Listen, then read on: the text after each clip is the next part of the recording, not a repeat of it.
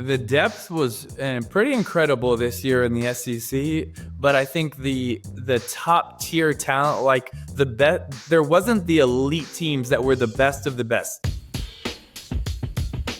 Wow is all I can say. I mean, what a college football season it was, full of big changes, including the new playoff format. So, taking a broad look at it all at this point, could you give me one thing you loved about this new format and maybe one critique you might have for the following year?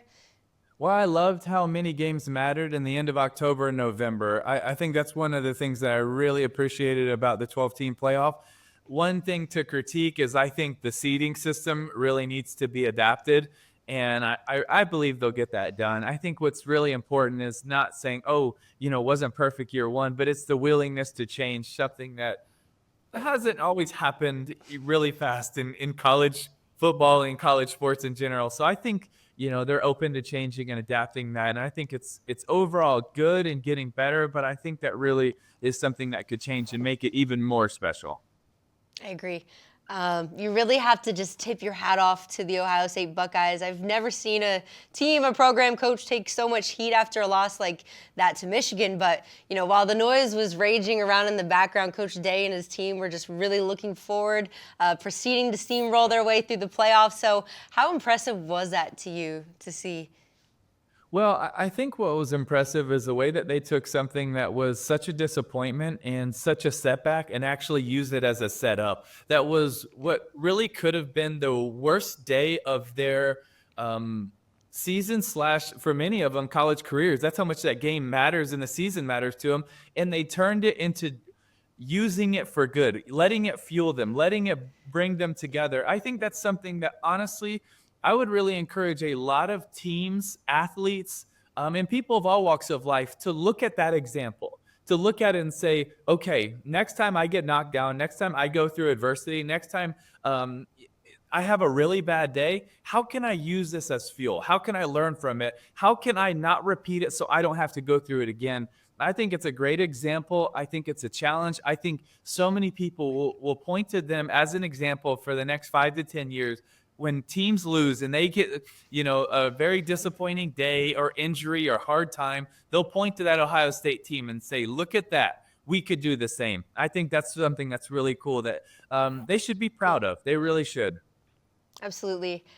Some college football news that's personal to you. Urban Meyer being elected to the College Football Hall of Fame. Could you just talk about your emotions when you heard that, and what are some of the memories that maybe come back to mind for you during your time with him at Florida? Anything funny? Yeah, I was actually with him, and when I found out, and it was awesome because we were doing a charity event together, and I was just so pumped for him. I'm biased, but obviously I believe he's one of the best coaches to have ever done it. I think it shows when you look at his resume. I think it shows when you look at so many of the players that he's coached, and obviously, winning 3 championships is not too bad either. And so I was just so happy for him. And also, I was just happy for his family. They've just gone through so much, so many highs and lows, and to have this time to celebrate as a family and him as a grandfather and being able to watch him in that mode, that's different than coach mode. And it's awesome. It's a fun, softer side of him. So just being able to see him in a really good place, accept this, celebrate this, and all the work that he put in and his family put in, and all the loved ones around him. Because, when you're coaching, it's not just about you. It affects, it affects Michelle, it affects his kids, it affects everything. And so just happy for him, and just getting to celebrate this time of life. He's happy and doing good. And so I'm happy for him. Yeah, learning some of those dad skills from him, I'm sure, while you were there. Trying. Right. I got to ask this. So, man, I know you're an SEC guy through and through.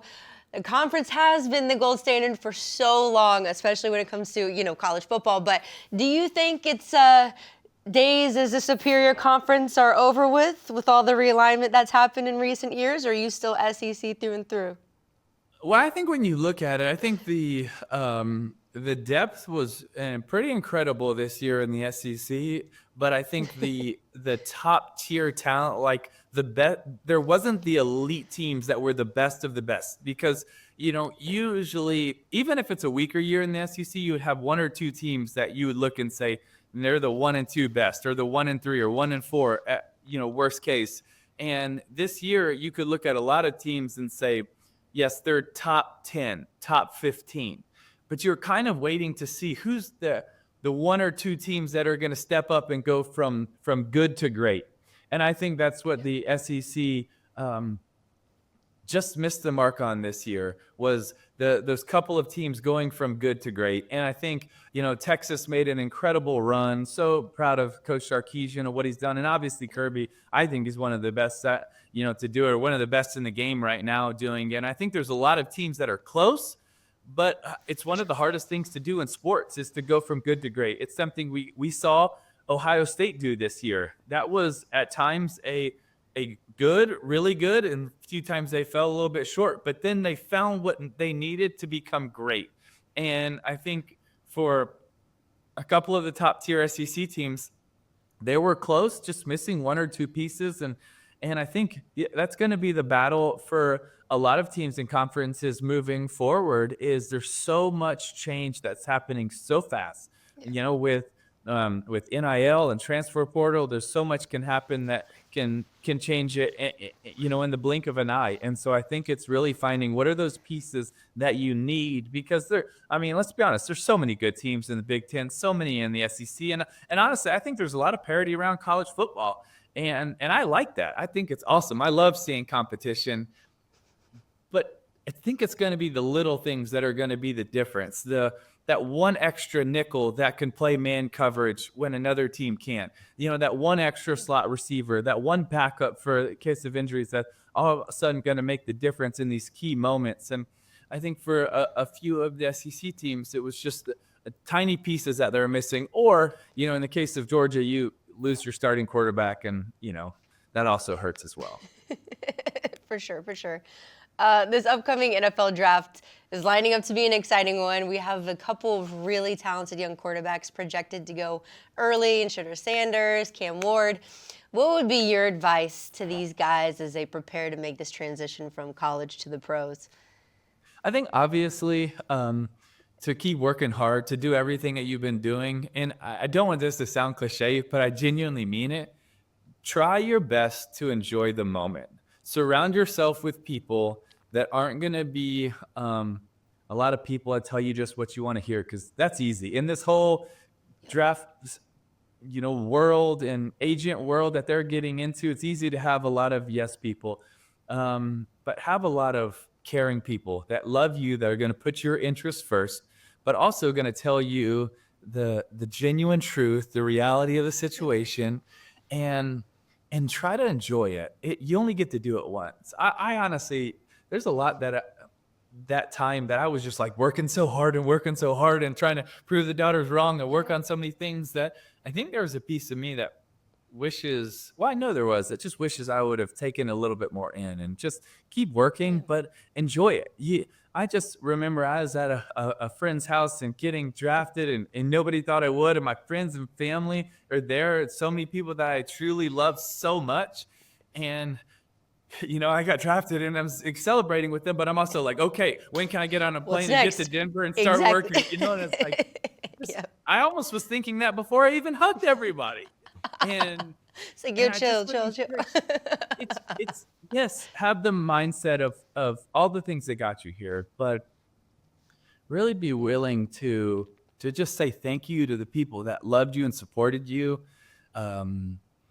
Say thank you to the people that instilled so much in you. Genuinely have that time with them. It's so special. And I think when you get older, sometimes you do learn a little bit more. And I wish I would have known a little bit of that then, because it's always a do, and it's a next, and it's a go get them, and just really embrace that. And I know it sounds cliche, but I think it's because it's just something that really is true. And I think many of us, Brett, well, I'll just speak for myself. I wish I would have done that more. I am right there with you. I love that lesson. Live in the moment, appreciate what you got while you've got it. So I love that. Last couple questions here for you. So in a few words, when it comes to Cam Ward's game, could you tell me what you like the most about him when you Oh watch yeah, him? that's easy. I love his accuracy. I love his anticipation. I love his confidence. Um, I really believe in his game. I've enjoyed getting the chance to be around him, especially at the Heisman. You get to hang out a little bit more. I love watching him. I've got to watch him on tape. I got to watch him from the sidelines. I think a lot of his game translates to the NFL, especially in today's offenses. I think if they really adapted his skill set, which I think his skill set's off the charts in so many areas, his ability to throw flat-footed, his ability to adjust his arm angle, his ability to throw with anticipation on no matter what throw it is. I don't think his arm strength gets talked about enough because his accuracy and anticipation does. I love his game. I think he's going to be exceptional. And I just hope that he gets to a system that also kind of builds it around him as well. For sure. Shador, what stands out to you most about his game? I think the accuracy, velo. I think there's a suddenness to his game. He's not like super fast, but even in the pocket, his ability to move sudden, quick moves, adjust in the pocket, step up, avoid people, and is also a sudden thrower. And I really like his game. I think it's going to translate. I'm excited to see what he does also when he has a little bit more time in the pocket. And gets protected, a little bit more. But I think he's gonna be really good. But I always like to say this with any quarterback. It matters what system you go to. Any quarterback, right? You could see so many quarterbacks that their game has changed because they went to they found the right OC, they found the offensive line protected them, all of those things. And I hope that for all these guys that I've gotten to meet along the way and just root for and support, that they find those places that, because it makes all the difference. Yep. Last dude here that I'd love to get your opinion on. So Travis Hunter, we know he's a special dude. It's obvious. He dominated both sides of the ball in college. And I know, he likely won't be tapped to do that in the NFL. We don't know. How do you see his skills being best used at the pro level? Do you think defense, I offense? think he's so rare, so special. I just don't think people realize how big and tall and long he is until you see him up close and personal. He's not the same frame as a lot of corners and DBs. He's bigger. He's long. Like, he makes other big guys look really small on the field. He is so gifted. I think obviously he's going to be one of the top picks, if not the top pick, and be a great corner. But why not look at him? Why not give him a look in practice, see how he does, give him some options? I think if anything, he could be.